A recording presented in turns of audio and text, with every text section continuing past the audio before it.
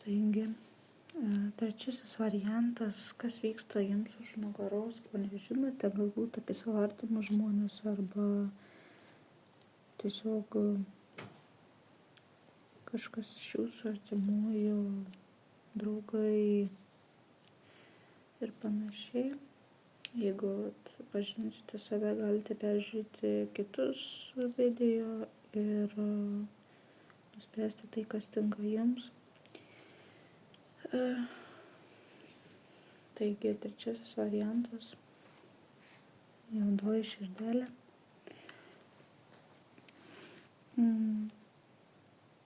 Trečiasis variantas yra apie jūs kažką labai mylėjot. Galėjo būti netgi santuoka. Bet pasirinkimas buvo kitas.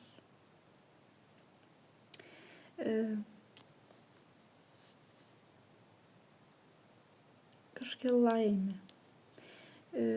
Apie jūs galvoja žmogus, su kuriuo nėra šansų, yra viskas baigta. Tačiau tas žmogus turi priklausomybių. Ir jisai galbūt rinksis tarp jūsų ir ankstesnio gyvenimo galbūt. Jisai galvoja, kad nauja pradžia, skaudės širdį vėl ir bus tas pats. Bet gyvenimas galbūt norėtų pasukti jūs kitą linkme. Ir jo širdis priklauso jums. Jisai tiki jūs, tik jisai yra įskaudinti ir nori naujos pradžios. Ką norėtų suteikti jums bei jam. Čia kaip dviejų žmonių istorija. Jūsų gera sveikata. Ir gali būti, kad daug priešų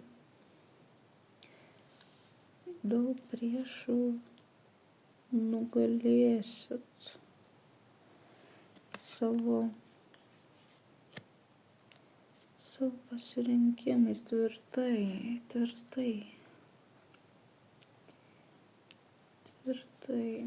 ženkite savo pasirinkimais,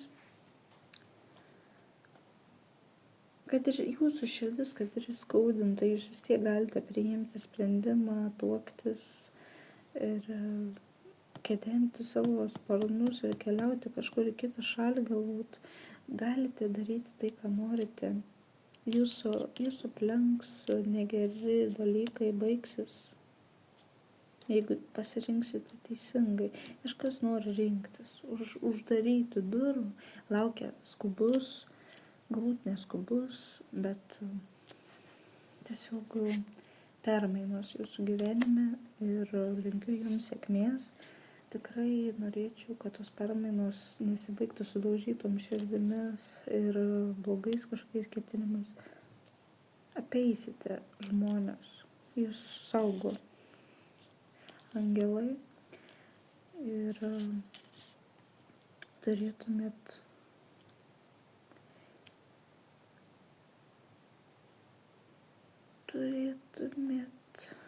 jeigu turit priklausomybę, tai turėtumėt jas užbaigti. Taip skauda širdį, nauja pradžia turėtų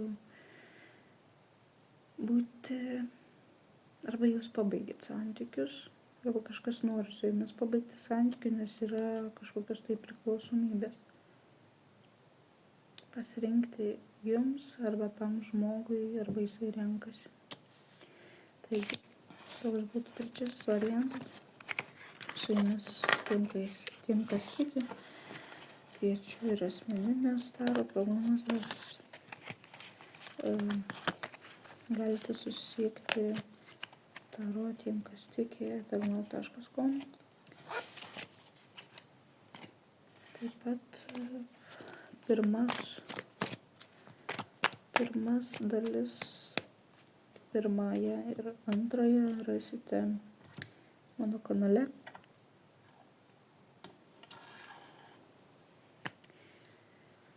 Linkiu jums sėkmės.